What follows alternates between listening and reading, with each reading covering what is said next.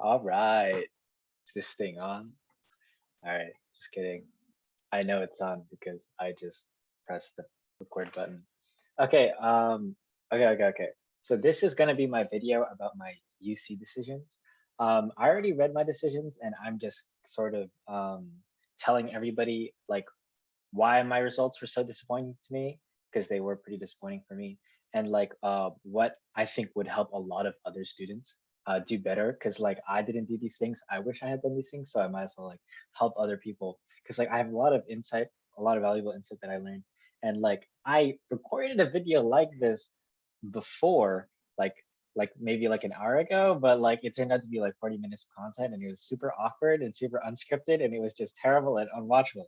And like right now, I made a note list, and now I'm gonna stick to the note list, and then it's gonna be super fast, super efficient. So pretty much, um, this video is just like how to get into UCLA specifically, because UCLA was one of my major targets, or not target. It's still technically a reach, but it's one of the schools that I was targeting the most. And then I didn't get the result that I wanted, so I wanted to like help a bunch of other people out by telling others what I did wrong and like where I fell short and what they'll do better in my place.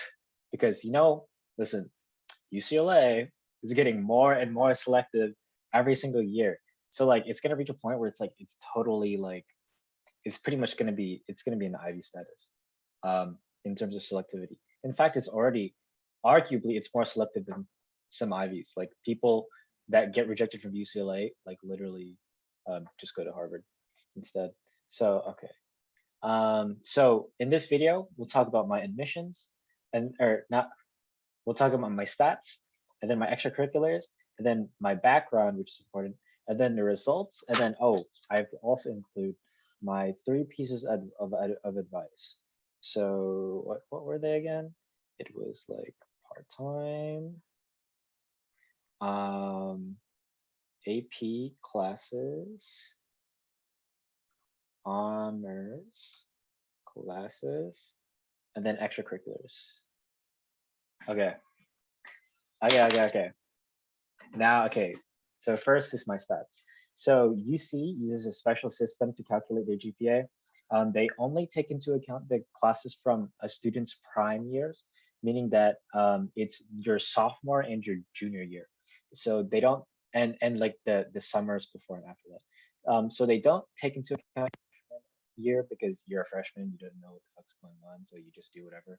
And then they don't take into account, well, they actually do take into account your senior year classes. It looks really good if you have a stack schedule senior year, but they don't account that into your GPA. So there's weighted, unweighted, and then there's capped. Nobody really cares about the capped. Just know the capped means you get 8 credits, 8 extra credits maximum from UC honors courses. So just ignore that because nobody uses CAP because everything is so selective now. So my weighted GPA for UC is 4.53. My unweighted is 3.98. My PSAT is 1460, placing me at the 99th percentile and getting me a letter of commendation. And my SAT is 1440, placing me at the 98th percentile. So yeah, those are my statistics. In terms of like the amount of honors courses I took, UC also has a special method of counting honors courses. So essentially, it's by semester. They count it like by each semester you have an honors course in, and it's also only the courses from 10th to 12th grade. They don't count freshman year. So from 10th to 12th grade, I took around, it could be as small as 17. 17 sounds a lot, but it's really bad, which is one of the major improvement points in my application that I'm going to include at the very end. 17 isn't competitive. It places me at like the bottom, maybe 23rd percentile in terms of classes at UCLA. But my GPA is competitive. It places me maybe around the 60th or 70th percentile, probably closer to the 70th. But okay, so those are my stats. So my stats, all in all, they're not that bad. They didn't get me what I wanted, but don't worry, I'll help you guys out. Okay, that sounds so weird. Okay, anyway, so my extracurriculars. So I applied as an English major. So my extracurriculars revolve around the humanities. So the thing I talked about the most in both the supplemental application that was sent to me and then my primary application was I talked about how I published a book. I talked about taking a college course, accredited college course at Stanford over the summer. It was 3 months long, and I had to apply for it. Then I talked about attending Harvard. It was a competitive fly-in program at Harvard for it was like you could apply internationally, you can apply from everywhere, anywhere, and you just it was like a fly-in program at Harvard, and then I took like a writing class there. And then I talked about doing speech and debate for 3 years. I talked about doing robotics for 2 years. My robotics team is 2 times international qualifiers. I talked about being a Journeys magazine editor. Essentially, Journeys magazine is our online art magazine at our high school. We just collect art pieces from everyone, and then especially in literature, I edit the literature. We just talk about it, and then we decide what to publish. And then I talked about UCLA Reflections, which is like a literature competition in my area. I received like a second place county-wide prize. So those are my extracurriculars. There might have been some that I'm missing. Oh, peer tutoring. Did I mention that in this? Oh no. Well, I also do peer tutoring for ELD students. So yeah. Okay. So then those are my extracurriculars. Again, like my extracurriculars, you can tell that I have like a passion. It's not, there's a difference between a spike and a passion. I would argue that I don't have a spike. I would argue that I do have a passion and it's a demonstrated passion, but a spike would be like substantial achievement in a specific area on an national or international scale. So like maybe you could argue that I do have a spike, but it's a relatively weak spike. A much better spike would be if I was like a statewide level debater, or if I was a national level debater in my speech and debate team, or if I was the head of my own robotics team and then we qualified internationally as like and I did business for them. Like if I did like do that, like because I applied for literature, remember, and that would be a spike, but my spike is relatively weak. I took summer courses and then I published a book, which is like, it's not really like, it's really easy. Trust me, it's really easy. And like everything else is, it's more, it revolves more around participation rather than leadership, which was a major flaw in my application. So then I'll talk about my background, which is also really important. So notice that like I had a 4.53 GPA, and then I had like a 1440 SAT, which is like it's going to vary from school to school, how good that is.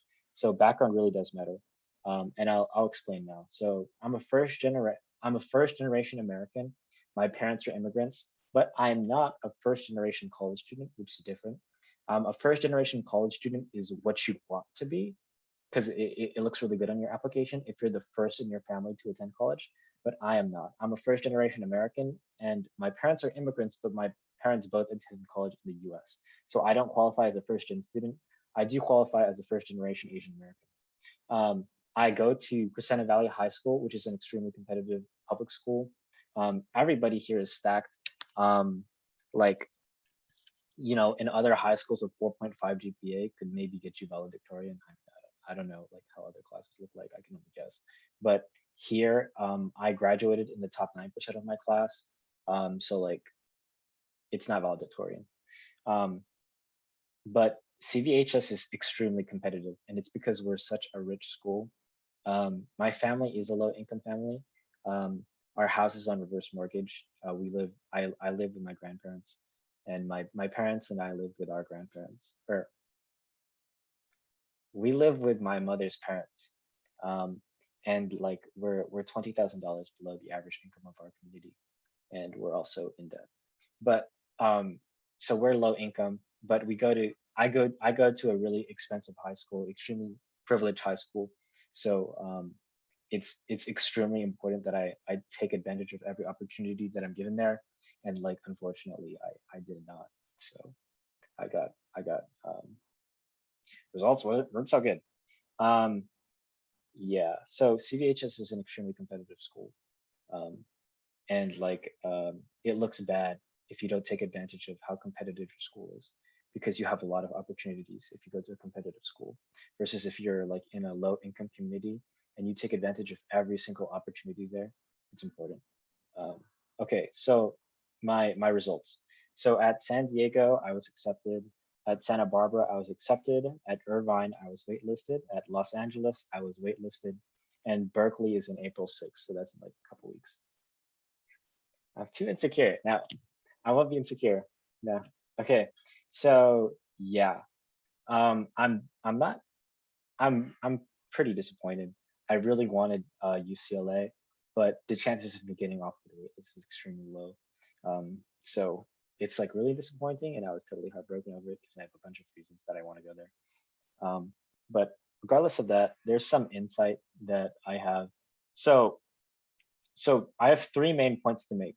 And to preface those points, I'll talk about things that are unique to the UC admissions process. So first of all, in the UC admissions process, I've already mentioned that they count the number of honors courses you took in a special way, and they count GPA a special way. You should know the special ways that they count those in order to like best um, like adjust your schedule to fit that because that's going to be important.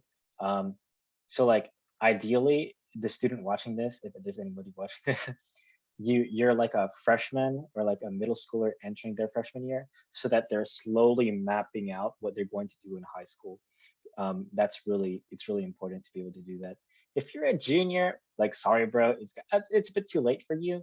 But if you stack out your senior schedule, it'll still look really good. Um, so yeah, that's the special aspect of UCLA or of UCs in regards to course numbers and GPA. But there's also the admissions process of UC is also special because for one thing, the UC admissions process don't look at students individually. They place students in the context of their high school, which is really important. So, for instance, so well, okay, just know that the magical number is around 4 to 5%. So that means UC admissions accept the 4% or 5% of students that they like the most from a specific high school. So it's for the sake of equality and equal opportunity, which is like really fair. So they go to a school, right? They select a high school. They don't go student to student. They go high school to high school, and then in that particular high school, they select the 4% of students that they like the most, and they offer them positions at their school. So this is extremely important because that means in order to be competitive at the UC, you have to be competitive at your local high school. So that means like the person right next to you, if you're not better than that person will get accepted over you. Is essentially what it means. And what it also means is in regards to schedule planning, if you go to like a high income school and you have students that are stacking out their GPAs with AP courses, you have to do the same as them because you're competing with those students. If you're in a low income community, um, you should also be competing with your peers. You should just take every single opportunity that is given to you and then even like rise above that opportunity because your fellow peers are also going to take advantage of those opportunities. So just know it's high school basis. So like if you're in a pampered high school, you don't necessarily have an advantage over low income students. You're competing with other people that also went to your pampered high school. So yeah, that's important. Should know that. It like I don't know. I didn't know these things. I learned them just now. Um, okay, but anyway, so on to like the 3 points that I think would be like most helpful for people to know. Things that I could have done better to get into UCLA because I really wanted UCLA, but I got waitlisted. So my 3 points are first, extracurriculars and spikes. Second is AP classes or honors courses, and then third would be part-time work. So those are like the 3 points of weakness in my application. So first, extracurriculars. So first of all, like in your extracurriculars, there's a massive difference between participation and accomplishment. Like you can participate in a extracurricular performatively for like several years, but if you don't have any accomplishment, your participation is is exactly that. It's just participation. It doesn't really reflect anything about your personality, regardless of how much you flourish your essays, or not flourish, or like flaunt your essays, or like what would be like garnish your essays. I don't know what that word would be. Embellish. We'll say embellish. Like you can claim that you love like science and stuff all you want, but if you don't really have achievements in the science field in your extracurriculars, it's not going to amount to much. Like for example, Academy of Science and Medicine. Like you can say, oh, I was in the Academy of Science and Medicine for 4 years, but if you have absolutely no accomplishments attached to that, then it's like it's pointless. It's like performative. And what do I mean by accomplishments? I don't mean accomplishments on a county-wide or state, or not. I don't mean accomplishments on a school-wide or county-wide level. So like you won your local spelling bee, or you won your local, I don't know, your local like science fair. No. Accomplishments in order to be competitive for UC, it revolves more around national, statewide, or international tournaments. And then ideally, those accomplishments are things that you sought out on your own. It's not like you were part of a team that reached international qualifiers. It's more like you led a team to international qualifiers, or you yourself qualified internationally for something. And something really important is like an extracurricular that you're devoted for a long period of time, rather than like sporadic bursts of commitment. So like notice that I went to Stanford and Harvard, which are big names, but if I can flaunt all the names that I want, but it still won't get me anywhere. Because the Stanford and Harvard, like the applications that I wrote for those, and then the courses that I attended, and then me performing well in those courses, those at maximum, it took only around 3 months of commitment, maximum. While in comparison, somebody that's been doing speech and debate for 4 years and has accomplishments in speech and debate, it's going to matter a lot more for that student, because it reveals a lot more about their work ethic and their passion than like some performative 3 month course at Stanford, regardless of the name. So yeah, so extracurriculars are really important. You have to, it's ideal for you to devote yourself to an extracurricular, and then to have accomplishments in the extracurricular that are really good, rather than to have like performative achievements, almost like publishing a book, which is a bit performative. So yeah, that's definitely a weak point of my application that I wasn't really aware of, and I wish I could improve it. But I mean, I I had a bunch of like special. Yeah, I had a weird family situation, so like I don't know. This is not the utility for that. But anyway, um, AP classes and honors courses. You have to take AP classes, enough AP classes and honors courses to be competitive at your own school. What does that mean? You have to be taking more than the guy next to you, or like figuratively speaking, the guy next to you, but like in actuality, you should be ranking in the top percent of your class. So at UCLA, aim to be at the top. Remember, the magic number is like around 4%. You should aim to be around the top 4% of your class. At Santa Barbara, maybe like the top 30% of your class. Uh, Irvine, maybe the top 25% of your class. But they look at the number of AP classes and honors courses that you took in relation to those around you. So, for example, me again, all about me. Well, this is like my insight. In relation to, I graduated in the top 9% of my class, but I got waitlisted at UCLA.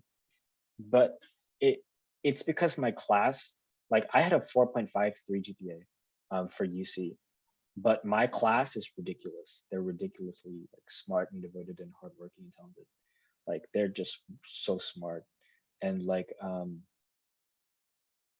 they, yeah, like in comparison with my peers, I like the number of courses that I took was not really defensible um in my UC application. And as I said before, like I took, like UC would count around 17 of my semesters. It's barely competitive for UCLA. It's like in the bottom, like 23rd percentile maybe. It's not competitive. So even though my GPA looks good, the number of honors courses I took is not as good. So it could have reflected on my work ethic. Um, Even though like I would say I do have a good work ethic. Like I I mean I self-studied for a push and like I took as many courses as I was able to be permitted at home. Um, because like my household's a bit chaotic. Um, but anyway, so the final point is working part-time. Um, it looks really good if you work part time during your college or during your high school career, because it does reflect on your maturity and your ability to schedule and not procrastinate. Working part time is like ideally you would work in something related to your major.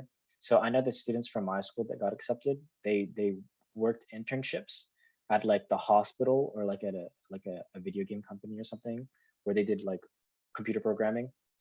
They did internships for that because it was related to their majors of biochemistry or computer science. So that would be ideal. But if you're even just working part time at like a boba shop, I know my friend Kylie did that. It does show a lot about your character because you are a hard worker and you are able to juggle so many things at once. And like if you have like a pay stub, it's valued a lot. But like, I mean, I worked really hard at home for my family because both of my parents work full time, and it's just my grandparents and me and my sister at home. So I cared for all three of them, and unfortunately, I don't really have a pay stub for that. I can only write about it, sort of beg UCs to consider it. Um, but yeah, it's like it's just unlucky. Um, but yeah, so those are my 3 points. Extracurriculars, you should devote yourself to an extracurricular, and that is a spike. And your spike should be a long, concentrated period of work that resulted in an accomplishment rather than like 3 months of really concentrated work with mediocre accomplishment. So like if you're like a speech and debate person, you should compete in speech and debate for 4 years, regularly attend state nat quals, and then maybe even compete at nat quals or compete on the national stage, not nat quals. You win nat quals to qualify for nationals. So that would be extracurriculars. And then AP classes and honors courses, you have to be competitive with your neighbors. Um, that's really important. And then third, it's generally best to work part time. It'll show a lot of maturity on your end, and it's a lot better than just leaving it blank. So yeah, let's see my time. Oh, I can't really see the time, but that's my advice. Um, I really wanted to get into UCLA. I can transfer still, but I just really wanted to get into it as a freshman. There's a bunch of reasons. Kylie goes there, so would have been nice. But anyway, I didn't get in, but you'll get in. All right, you will get in. You'll use my knowledge and my know-how to get in. So yeah, that's the video. I'm still waiting on my Berkeley decision. It's probably a wait list, but painful hope, painful, tragic hope always says, what if? So we'll see. Um, yeah, maybe I'll post an update video about that. But yeah, thank you for watching. I'd appreciate it if you could drop a like. Honestly, don't bother to subscribe because these videos are cringy as fuck. But if you subscribe, then maybe it'll incentivize me to post more videos like this, even though it's relatively low effort and low quality, much like my work in high school. But goodbye. Good luck in your UC admissions.